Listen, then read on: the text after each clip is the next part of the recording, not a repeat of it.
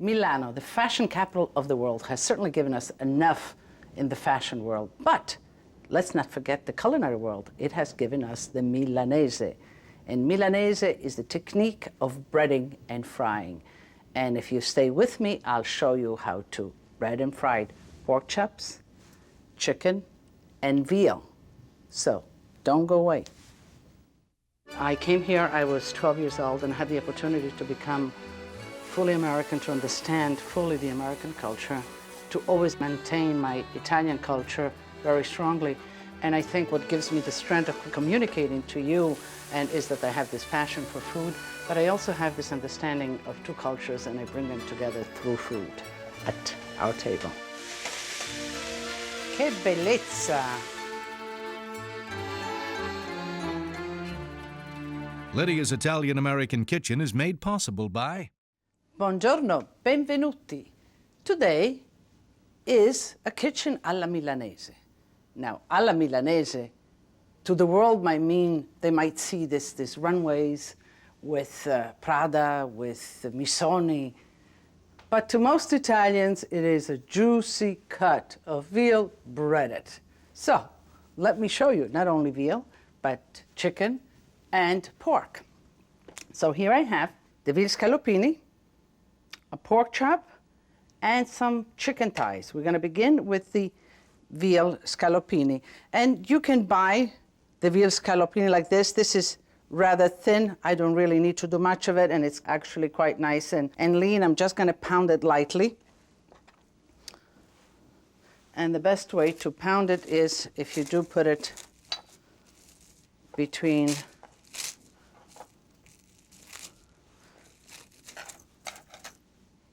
non-stick paper like this kind of plastic wrap, so you don't really bruise it, it doesn't stick to the mallet, and just very lightly off to the side.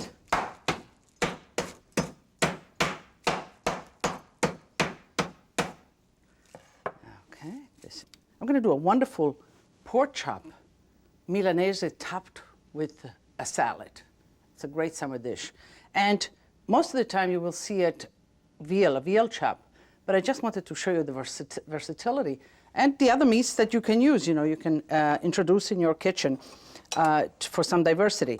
Now I'm going to French the bone. What does that mean? It actually means just getting all the meat off the bone so it looks pretty. You could leave the meat on and eat it. There's no culinary reason for removing this, with the exception of the way it looks. And basically you just proceed to cut it off the bone, all the big pieces. Then you take the back of your knife and you just scrape it down.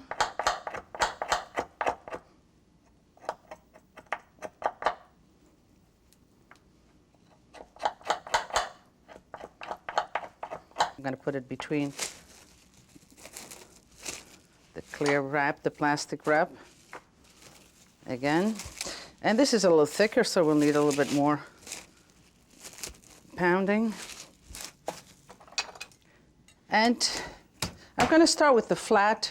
I could start with some of the teeth, but I think, let me see how soft and how it is pounding. It is pounding quite well without the teeth, because the teeth really break into it. And as you're pounding, just give it a center and pull it out, center and pull it out, center and pull it out. Okay, this is fine. I don't want it any thinner. And we'll set this here. And then we'll go to the chicken. This is the chicken thigh. I think you can do a chicken breast, certainly. But I want to encourage the use of thighs and legs. Is the part that I like the most. It's economical, and it really is very tasty. So remove the skin and as much as the fat.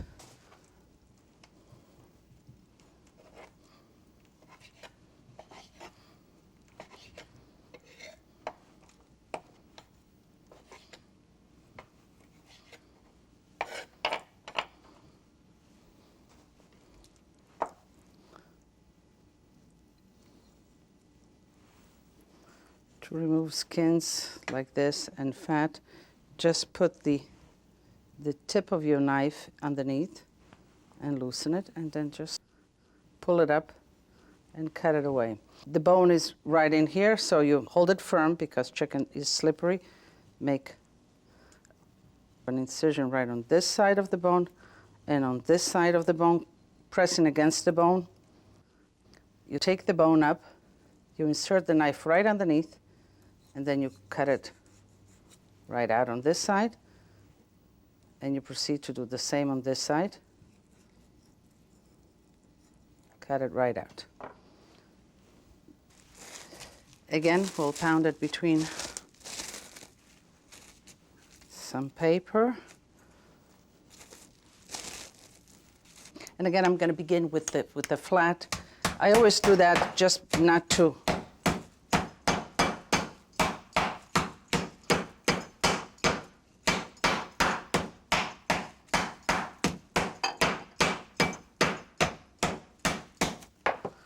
let me see, yeah.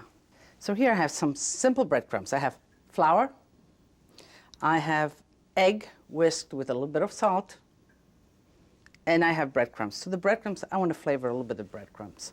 I'm going to add some parsley. I'm going to add some Parmigiano Reggiano.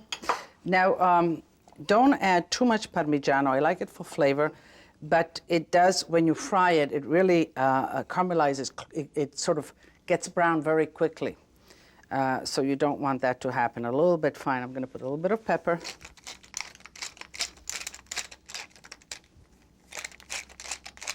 Okay.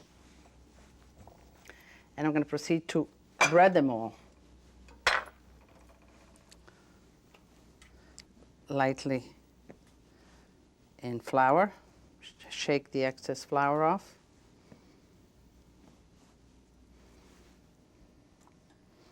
As long as they get wet on both sides.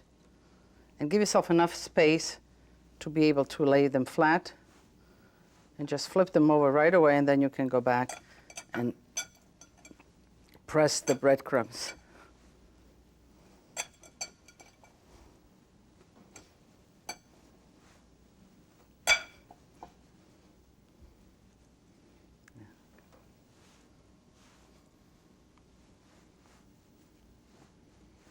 Pork chops the same way.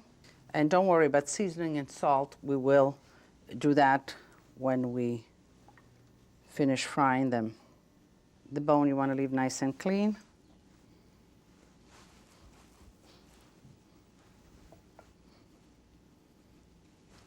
Press it well so that the bread really adheres to it. And then let's do the chicken.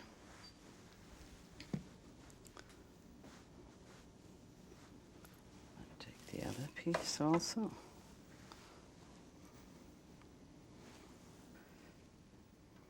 Okay. And we're ready to cook them. We are ready to cook the Milanese, the veal Milanese. I like to fry it in a little bit of olive oil and a little bit of butter.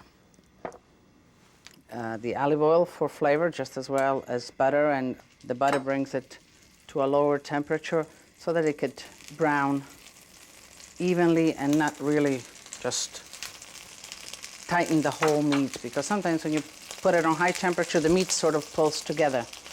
So let me put it in. Okay, but what am I doing here is that I don't want too much oil, but on this side I didn't have any, so I just tilted the pan so that the oil would come on that side and that the veal cutlet would go on a little bit of fat rather than straight on the pan. Let me just check. Okay, let that cook. So, just spread it like that and fried is veal cutlet Milanese, served in Milan, or for that matter, all over Italy.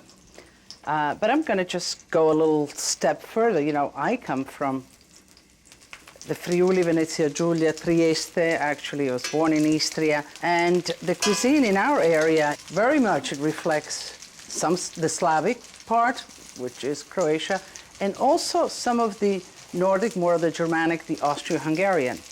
So my grandmother would serve this like a bread veal katze, but she would put the egg and the capers on top, which would be like a Holstein. So I'm going to do that for you. This is, and it is cooked already. If you want to do something else, if you want to continue cooking and keeping it warm, you can drain it like this and put it in the oven. Let's say that you have 8 guests and you need to cook for each one.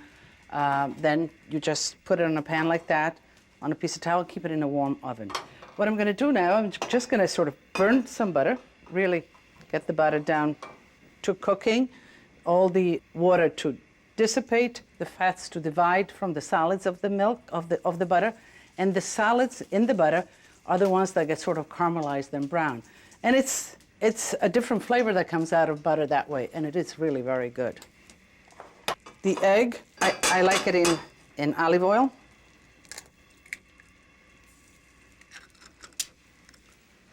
I say burnt butter, yeah, I want the little particles to get nice and brown and caramelized, but I don't want the whole thing to really smoke out. So the butter is browning. I'm going to add the capers right into it. And this is done. Just leave it like that. Let's get... If you served just like this, it would be perfectly acceptable as a veal Milanese. But I told you I want to go to the next step. So.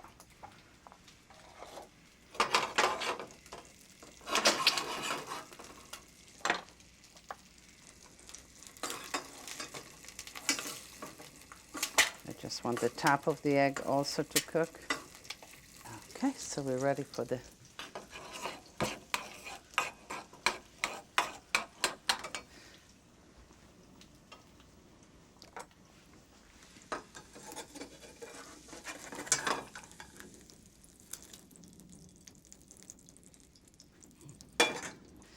Put just a little bit of parsley in the brown butter with the capers.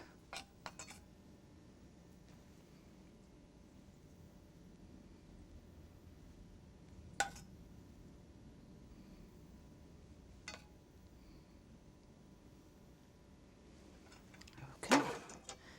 And this is the veal à la Holstein.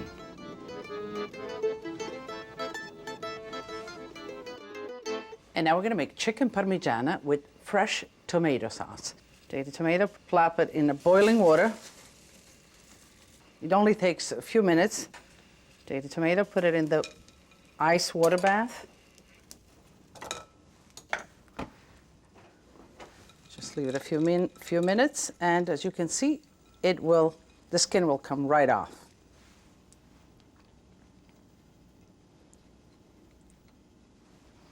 Let's cut it in half.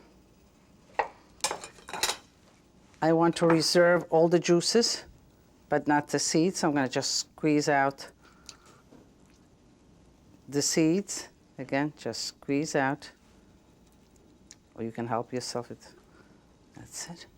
And the tomato themselves, we'll just chop in small pieces. And we'll make the sauce with this. Let me get out as much of the juice as I can. To make the fresh tomato sauce, put some olive oil, garlic. I like garlic, but I'm gonna just crush it so I get the flavor, but be able to remove it when I use the sauce. While the sauce is cooking, we'll be ready to assemble the chicken Parmigiana. Now I have the chicken that's been fried and breaded. And this can be done before because we're going to reintroduce it in the oven. It's going to be reheated. So this is one dish that you could prep the chicken before. And then when you're ready, when your guests are ready for the course, just set them up on sheet pans like this. The sauce should be ready. And when you're ready for the main course or for the course, just pop them in the oven. Okay, let me just...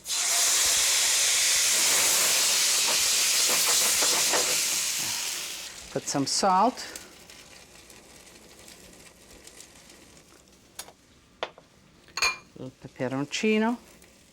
I like a little zest. I think you know me by now. I like my peperoncino. I'm going to put a drizzle of olive oil.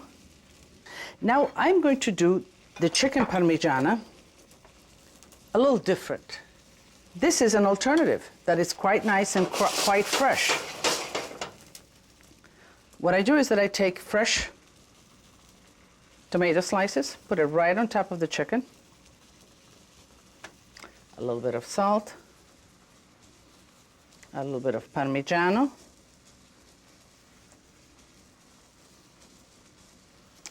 and then I put the cheese right on top of that. Now, the tomatoes will cook, will bake, will soften up, and will give you enough moisture, and then we'll have the sauce around it. So I really don't need it all sort of covered with tomato sauce. I kind of like it this way. I'm going to put half a slice of basil right in there. And I'm going to put the fontina cheese on one chicken. And fontina cheese, you see me use it through the show, is a very mellow cheese.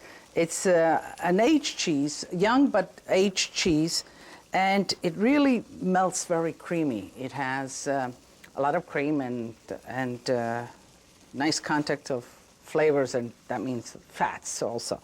But it is wonderful. And on the other one, I'm going to put fresh mozzarella. Now, fresh mozzarella is of course, this mozzarella right here that you buy, and it is wonderful. It is not aged. It is fresh, exactly what it says, and therefore it cooks a little different. It has a fresher taste, but it is a little chewier. And I'm going to do one with this, and you'll see the difference between the end results. I have a preheated oven, 475 degrees. When you are ready to serve it, you put the chicken in the oven like this.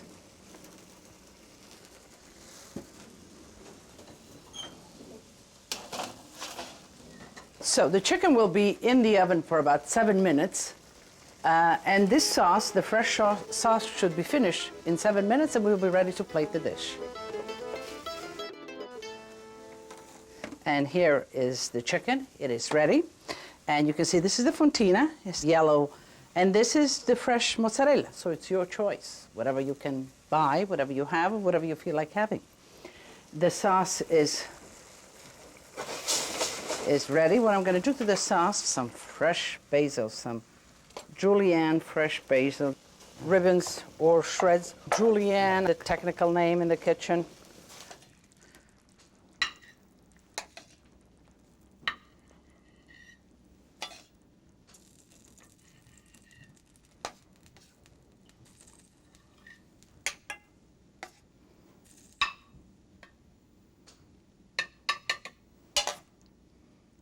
I just want to get enough of sauce, not too much.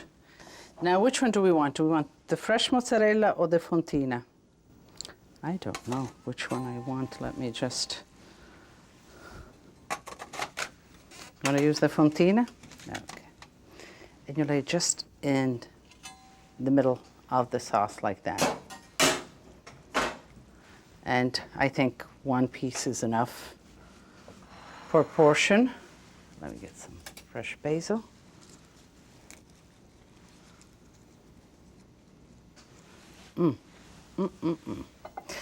And again, just because I love olive oil. Okay, just like that. Chicken alla Parmigiana.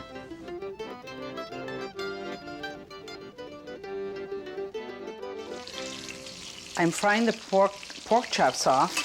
You know, the pork chops Milanese, and medium temperature. You get them into a fairly hot, and then you have them bubbling away in a medium temperature. I put olive oil and vegetable oil, and just enough to come halfway up the meat. I want it to be golden brown on both sides, which they are. Now the pork takes a little longer, so I'm going to put it in a baking pan and in the oven while I make the salad.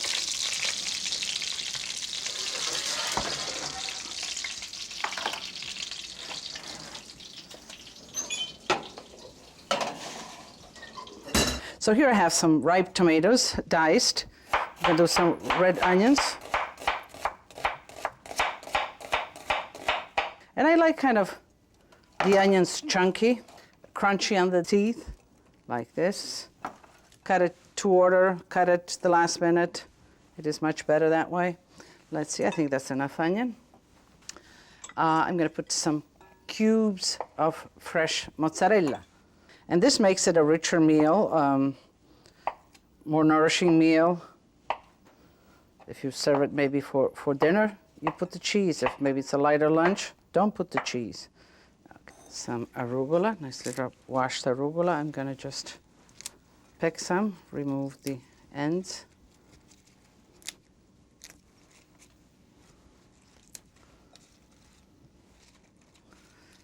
I'm going to dress it with extra virgin olive oil, wine vinegar. You could put balsamic vinegar instead of the wine vinegar. Yes, it adds another dimension. Now, a little bit of salt, a bit of fresh pepper.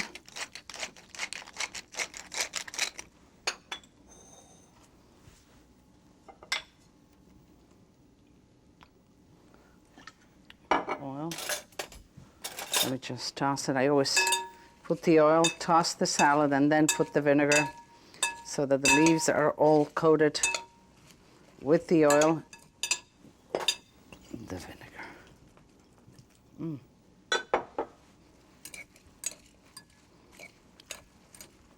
This looks great in itself. You know, the salad is wonderful in itself. So imagine putting it on top of a pork chop Milanese. Okay, let's check the pork chops. That's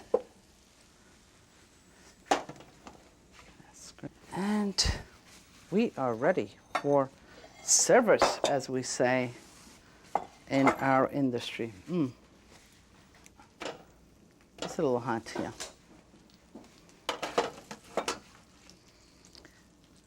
I think one could be enough, but I'm going to make a platter for two.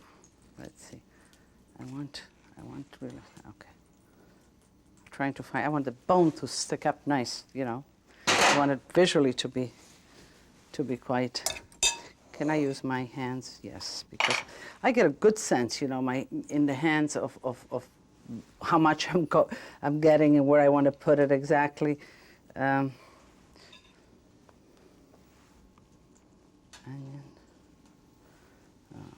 Piece like this. Just want to make it beautiful for you. Okay, this looks wonderful. It looks delicious. It's glistening. It's just smiling at me. I always say that food smiles at you, and it does. You know, you have to look for that smile. And when you see it, you'll recognize it when you see it. You know, it's just ready. It glistens. It has a shine. It has all of those. And of course, with this, a great glass of Chianti. I think that Tuscan wine, which is food friendly, there's some delicious Chiantis out there, and with pork and like this, I think it will be just perfect. Now, I finished off with the pork chop. I started with the veal schnitzel à la Holstein, and then we had the chicken Parmigiana. The common denominator to all of them is the technique of breading and frying. But then I took each one in a different dimension, from pork to veal to chicken. With the technique of Milanese, you can make great dishes. And, as we say at my house, tutti a tavola a mangiare un bel piatto di pork chops alla capricciosa. So, un bel capriccio. Salute!